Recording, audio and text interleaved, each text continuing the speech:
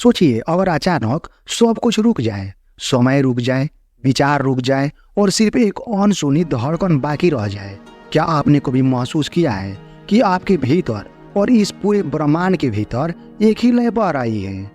ओशो कहते हैं वो धड़कन ही परम है और उस धड़कन को सुनना, तालमेल बनाना और अंत में स्वयं वही धड़कन बन जाना, यही जीवन की सबसे गहरी यात्रा है।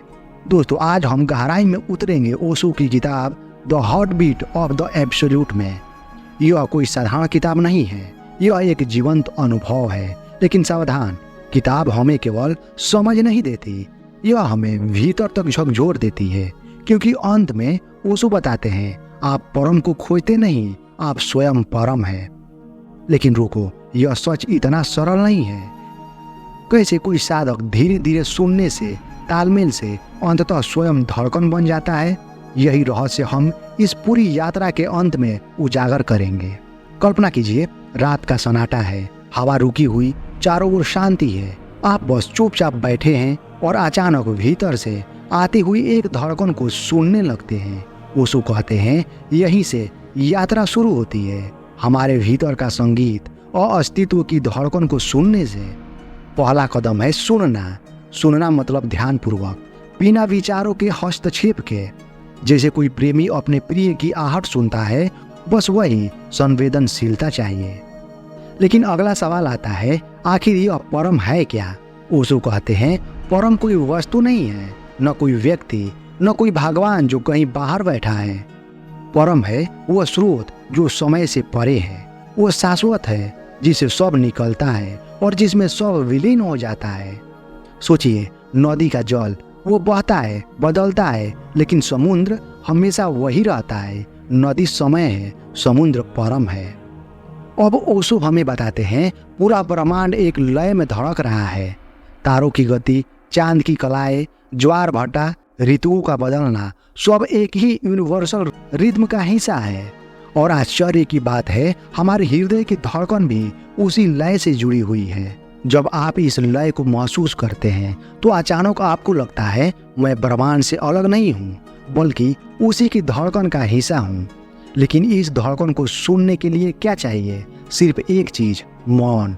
ओशो कहते हैं, विचारों का शोर हमें परम से काट देता है। हमारी दौड़ती हुई जिंदगी, हमारा तनाव, हमारी चिंताएं, ये सब हमें हमारी ही धड़कन से दूर ले जाते हैं। लेकिन जब आप गहरे मौन में बैठते हैं तो अचानक आपके भीतर अनंत खुल जाता है। मौन ही द्वार है और उस द्वार से होकर ही हम अनंत तक पहुंच सकते हैं। यह एक अद्भुत पल आता है जो व्यक्ति खुद को छोड़कर, अहंकार को गिराकर ब्रह्मांडीय हृदय में डूब जाता है। जैसे एक बूंद समुद्र में गिरती है, वो अपनी पहचान खो देती है, लेकिन क्या वो नष्ट हुई? नहीं, वह तो महासागर बन गई।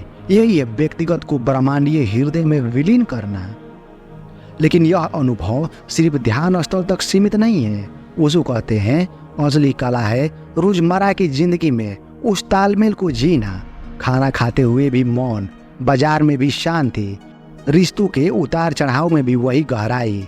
यानी आध्यात्मिकता कोई भागना नहीं है, यह हर क्षण को उसी लय में जीना है। और अब हम पहुंचते हैं अंतिम रहस्य पर।